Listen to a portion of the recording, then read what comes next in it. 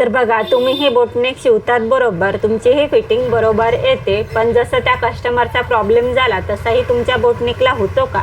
तो म्हणजे काय, ह्या साईडनी ओढल्यावानी मोंढ्यामध्ये फिटिंग.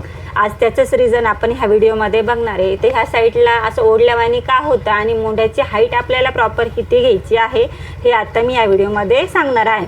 तर बोटनेक हा प्रॉपर वेगळा ब्लाऊज आहे. याला शोल्डरचं माप वेगळं असतं, मोंढ्याचं मापही वेगळं असतं. त्याच्यामध्ये जर पुढची गळा रुंदी आणि मागची गळा रुंदी सेम असेल त्यावेळेस काही शोल्डर किती ठेवायचं, आणि फ्रंट पार्टला गळा जर मोठा आणि मागच्या साईडला गळा छोटा म्हणजे बोटनेकचा, अशा वेळेसही मोंढा किती घ्यायचा आणि शोल्डर किती घ्यायचं याचा टोटल मी माहिती आजच्या ज्या व्हिडिओमध्ये सांगणार आहे. ते व्हिडिओ स्किप न करता बघा, जेणेकरून तुमचाही बोटनेक ब्लाऊज बिलकुल चुकणार नाही आणि तुमचेही कस्टमर असे तुमच्यापासून दुसरीकडे जाणार नाही.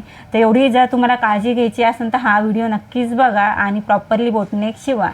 चला आता करूया सुरुवात. तर चला आपण सुरुवात करूया. तर बोटनेकसाठी प्रॉपर गळा रुंदी किती घ्यायची, शोल्डर किती घ्यायचं आणि मोंढा उंची किती घ्यायचं हे आता मी तुम्हाला ह्या फॅब्रिकवर सॅम्पलमधून शिकवणार आहे. तर हे मी कोणाचं माप वगैरे कट करत नाही आहे, फक्त चेस्टनुसार शोल्डर आणि मोंढा किती घ्यायचा हे मी तुम्हाला आत्ता सांगणार आहे. तर बघा, बोटनेकसाठी गळा रुंदी आपल्याला कंपल्सरी ही 4चीच घ्यायची आहे. गळा रुंदी 4ची घ्यायची आणि उंची ही 4ची घ्यायची असते जर प्रॉपर बोटनेक शिवायचा असेल तर. तर कित्येक कस्टमरला काय हवं असतं की पुढचा गळा आम्हाला डीपमध्ये द्या आणि मागचा बोटनेकची डिझाईन द्या.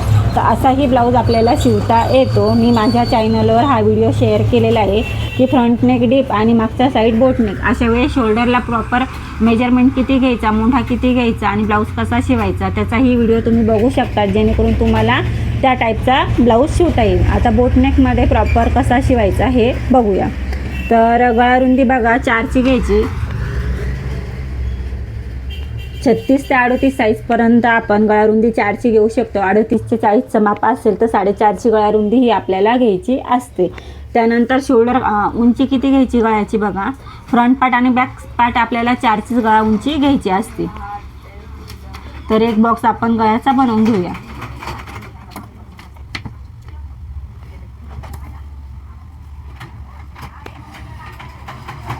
तर बघा, 4चा हा रुंदी आणि उंची 4ची असा मी गळ्याची रुंदी घेतली. आता शोल्डर प्रॉपर किती घ्यायचं ते सांगते.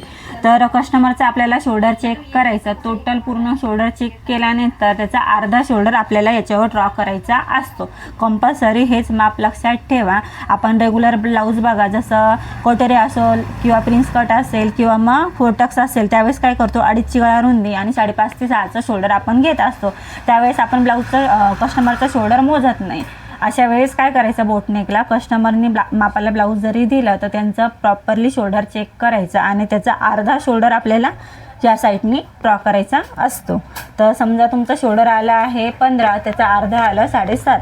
त्याच्यात काही वाढवू वगैरे नका, पण 7.5चं शोल्डर आपल्याला प्रॉपर हे घ्यायचं असतं. ओके, शोल्डरचं अर्धा घ्यायचं, कस्टमरचं शोल्डर नक्कीच मोजायचं. हा महत्त्वाचा पॉईंट आपण बोटनेकमध्ये लक्षात ठेवायचा. त्यानंतर बघा, आता समजा ही आहे आपला 34 साईजचं माप. ओके, चेस्टचं माप आहे 34चं. तर 34च्या याला बघा आपण 6चा मोंढा उंची देत असतो. तर ही 6ची मोंढा उंची मी आत्ता जशी ह्या ब्लाऊजला देत आहे.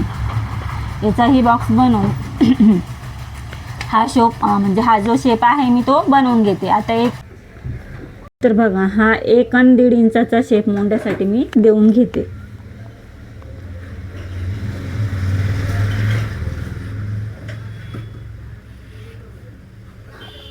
तर हे 2 निशाण मी आत्ता मारून घेतलेले. आता काय होतं बघा, अशा पद्धतीने आपल्याला बोटनेकचं शोल्डर आणि गळा रुंदी घ्यायची असते. तर आता आपला जसं चेस्टचं माप बघा 34चा, त्याचा चौथा भाग येतो 8 दुणे 16 दुणे 32.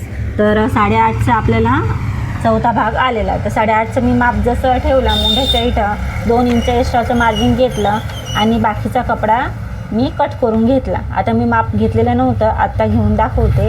आता अशा पद्धतीने आपण जसं मार्किंग करून घेतलं, जे पण आपलं माप असेल त्या पद्धतीने. ओके, आता हे आपलं प्रॉपर माप आहे. तर बघा अशा वेळेस काय होतं, फिटिंग जर आपली इकडे आली तर हे जे मोंढ्याचं माप आहे अर्धा इंच शिवण्यात जाणार. तर मोंढ्याचं माप आपल्याला दिसलं एकदम छोटं आहे, मग तुमचा राऊंड एवढा बसणार का मोंढ्यामध्ये? बिलकुल बसणार नाही. याच्यासाठी आपल्याला मोंढ्याचं माप आपल्या रेग्युलर ब्लाऊजपेक्षा अर्धा इंच हे जास्त घ्यायचं असतं. तर आता 6चं जर 34साठी तुम्ही 6चं माप घेत असेल तर तुम्ही बोटनेकसाठी 6.5चं माप घ्यायचं. पहिला पॉईंट तुम्हाला हे समजलं की मोंढा उंचीला अर्धा इंच हा जास्त घ्यायचा असतो रेग्युलर मापापेक्षा. म्हणजे माझं समजा 32ला तुम्ही 5.5 घेत असेल त्यावेळेस तुम्हाला 6चं माप घ्यायचं, आणि जर तुम्ही 34ला 6चं घेत असाल तर 6.5चं माप घ्यायचं. म्हणजे जी पण साईज असेल, ज्या साईजसाठी जे मोंढ्याचं माप घेत असेल त्याच्यापेक्षा अर्धा इंच हा मोंढ्याचा पार्ट आपल्याला उंचीला बोटनेकसाठी घ्यायचा. हे कन्फर्म आणि महत्त्वाचा पॉईंट मी तुम्हाला आत्ता इथं सांगितलेला आहे. आणि का वाढवायचा असतो याचंही रिझन मी तुम्हाला या व्हिडिओमध्ये आत्ता एक्सप्लेन केलेलं आहे. तर वाढवायचा का बरं? कारण की आपल्या फिटिंगमध्ये हा पार्ट छोटा होऊन जातो आणि मग आपला मोंढ्याचा जो शेप राऊंड आहे तो कमी होतो. म्हणून आपल्याला अर्धा इंच मोंढा हा प्रॉपर मापापेक्षा जास्तीचा घ्यायचा. दुसरं बघा, गळा रुंदी 4ची घ्यायची आणि शोल्डर आपलं जेवढं अर्धा इंच शिवून, आता इकडे जर गळा तुम्ही असा शिवला तर बोटनेकला असं जसं नॉर्मली आपण असा गळा देतो तसा देत नाही. अशा पद्धतीने 1.5 ते 2 इंच शेप वरती घेऊन हा राऊंड आपण बोटनेकचा कवर करत असतो अशा पद्धतीने. तर हा बोटनेकचा शेप आपण असा देतो. तर हा पार्ट मोठा जरी झाला तरीही चालेल, पण शोल्डर इथलं कमी करायचं नाही. आणि 1/2 इंच शिवण्यात गेल्यानंतर बरोबर 2.5चं शोल्डर, 2.5 ते 2.25चं शोल्डर आपलं उरतं. तर हेही तुम्हाला समजलेलं आहे की गळा रुंदी किती घ्यायचं, शोल्डर बिलकुल कमी करायचं नाही. 6चं 5.5चं शोल्डर ठेवायचं नाही. प्रॉपरली जे पण कस्टमरचं माप आलेलं असेल त्याचा अर्धा आपल्याला ठेवायचं आहे. आणि काय होतं, म्हणजे असं जर झाल्यानंतर इकडचं पार्ट जर कस्टमरला म्हणजे शिवणारे काय करतात, इकडे जर जास्त वाटलं तर इकडचं माप कमी करून टाकतात. हे माप आपल्याला कमी करायचं नाही.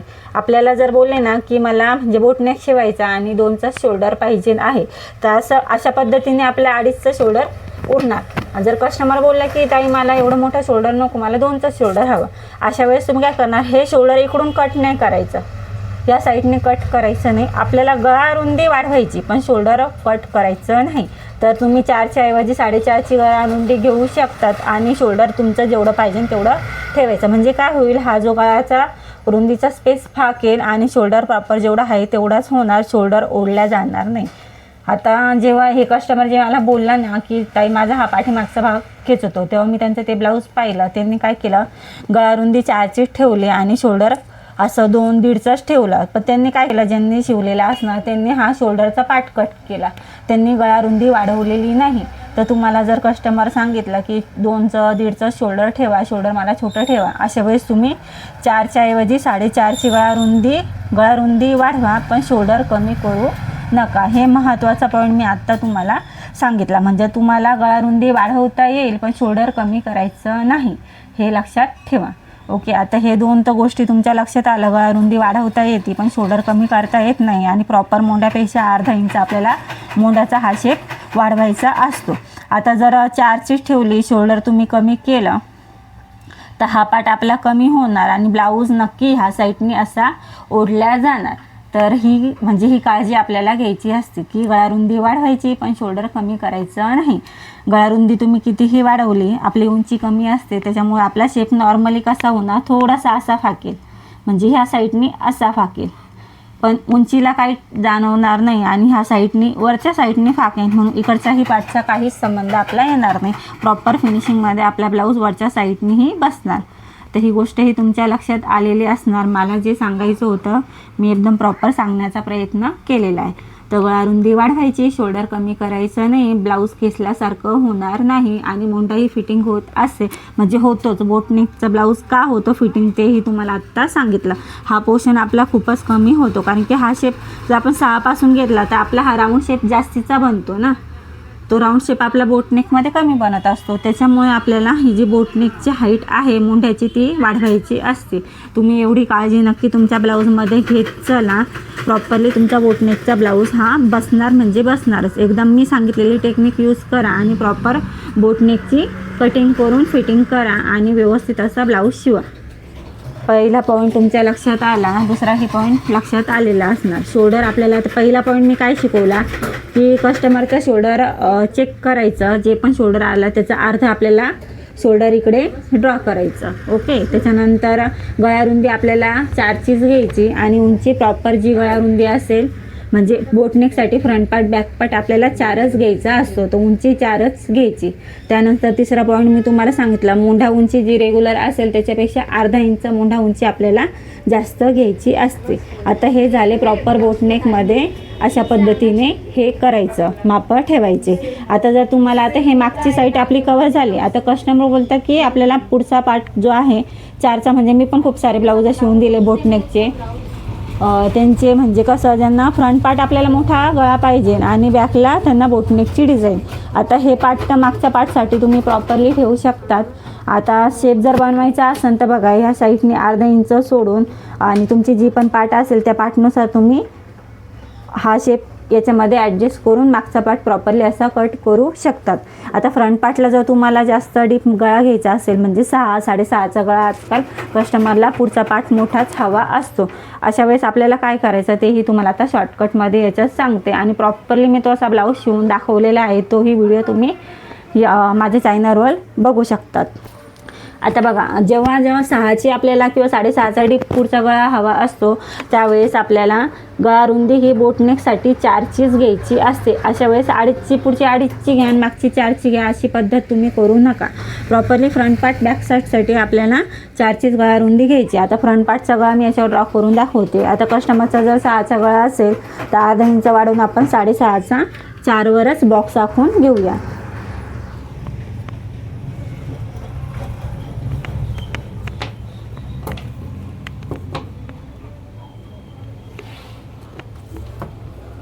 आता बघा 4चीच मी गळारुंदी घेतली, 6.5ची उंची घेतली आणि जसं आपण नॉर्मली गोल गळ्याला शेप देतो ना अर्धा इंचाहून असा न देता यालाही आपण 1.5 ते 2चा स्पेस ठेवायचा तिरपा आणि असा थोडासा नॉर्मली हा शेप राऊंड शेप आपल्याला द्यायचा आहे.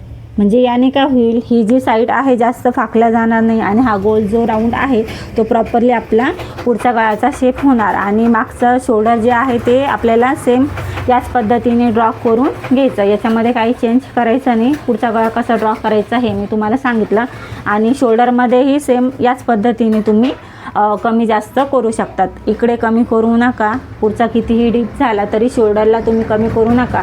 गळारुंदी तुम्ही थोडीशी फाकवली तरीही चालेल. आता मी हे असंच नाही शिकवत, माझा 12 ते 13 वर्षाचा अनुभव आहे. मी खूप सारे ब्लाऊज शिवून दिलेले आहेत, त्या अनुभवातूनच तुम्हाला ह्या गोष्टी मी सांगितलेल्या आहेत. तर बघा मी ऑफलाईन क्लास पण घेते, ऑनलाईन क्लास पण मी लवकरच सुरू करणार आहे. खूप सोप्या आणि महत्त्वाच्या पद्धती स्टेप मी सांगत असते. तर बघा माझे म्हणजे बुटीकचंही काम खूप चांगलं चालतं, रेग्युलर कस्टमर माझ्याकडे असतात, त्याच्यामुळे माझा अनुभव हा खूप चांगला आहे. जर तुम्हाला ऑफलाईन किंवा ऑनलाईन क्लास करायचे असेल तर नक्की माझ्या चॅनलला फॉलो करा, मला कॉन्टॅक्ट करा. थँक्यू.